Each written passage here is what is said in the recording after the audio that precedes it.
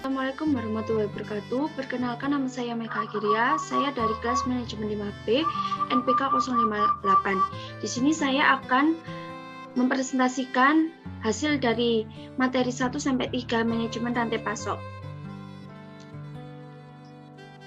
Yang pertama, saya akan membahas tentang supply chain dan SCM.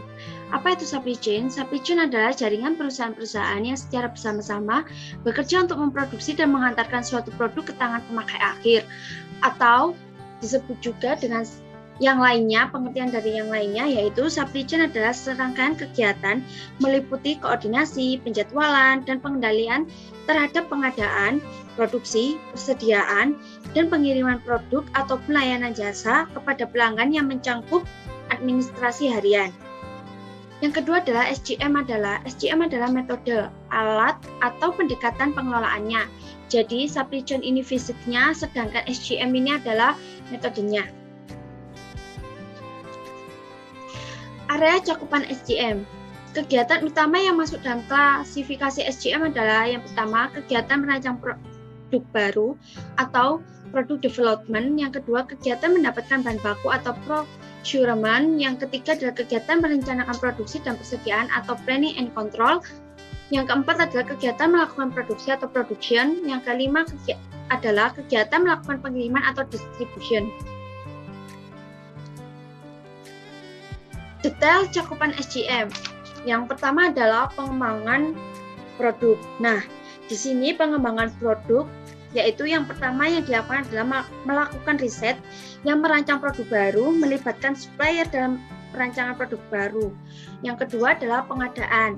Di sini yang dimaksud dengan pengadaan adalah memilih supplier, mengevaluasi kinerja supplier, melakukan pembelian bahan baku dan komponen, memonitor supplier, membina dan memelihara hubungan dengan supplier. Dan yang ketiga adalah perencanaan dan pengendalian. Yang dimaksud dengan poin ketiga ini adalah demand planning, peramalan permintaan, perencanaan kapasitas, perencanaan produksi dan persediaan. Yang keempat adalah produksi. Yang dimaksud adalah kegiatan produksi dan pengendalian kualitas. Dan yang terakhir adalah distribusi, yaitu perencanaan jaringan, distribusi, penjadwalan pengiriman, mencari dan memelihara hubungan dengan perusahaan jasa, pengiriman, memonitor, servis, level di tiap pusat distribusi.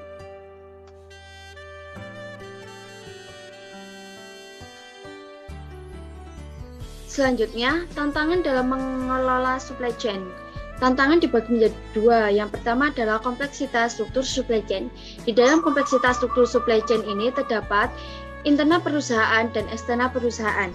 Internal perusahaan misalnya antara bagian marketing dengan produksi marketing seringkali membuat kesepakatan dengan pelanggan tanpa mengecek secara baik kemampuan produksinya. Yang kedua, eksternal perusahaan.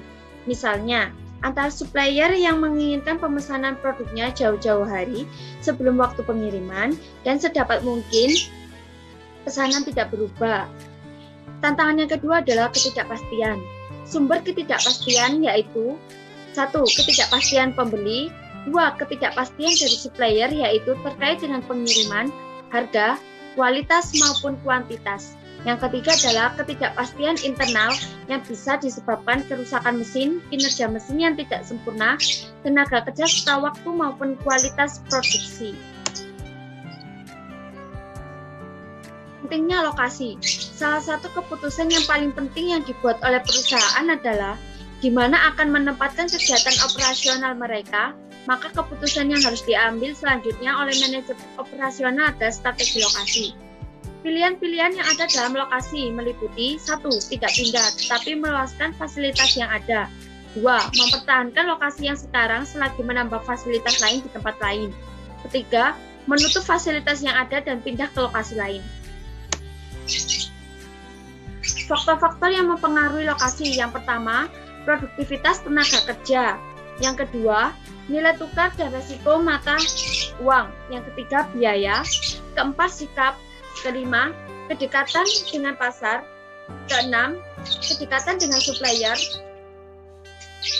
Dan yang terakhir, kedekatan dengan pesaing atau clustering.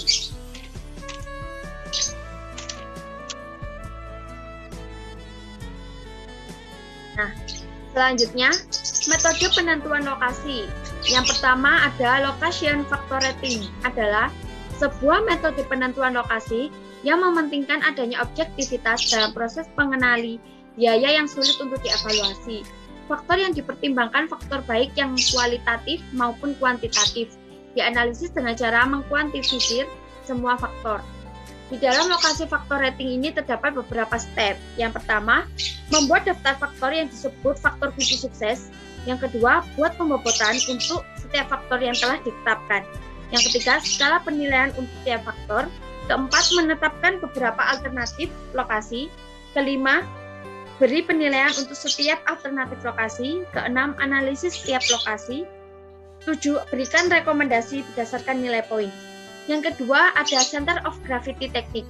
Merupakan sebuah teknik matematis yang digunakan untuk menemukan lokasi yang paling baik untuk suatu titik distribusi tunggal yang melayani beberapa toko atau daerah. Metode ini memperhitungkan jarak lokasi pasar, jumlah barang yang dikirim, dan biaya pengiriman. Di dalam Center of Gravity Technique ini terdapat beberapa step. Yang pertama adalah tetapkan jumlah barang yang akan dikirim. Kedua, buka peta.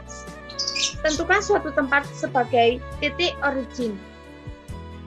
Dan yang terakhir, yang ketiga adalah tempatkan lokasi-lokasi pasar yang dimiliki perusahaan. Sekian presentasi dari saya. Apabila ada salah kata, saya mohon maaf sebesar-besarnya. Wabillahi taufiq wal hidayah. Wassalamualaikum warahmatullahi wabarakatuh.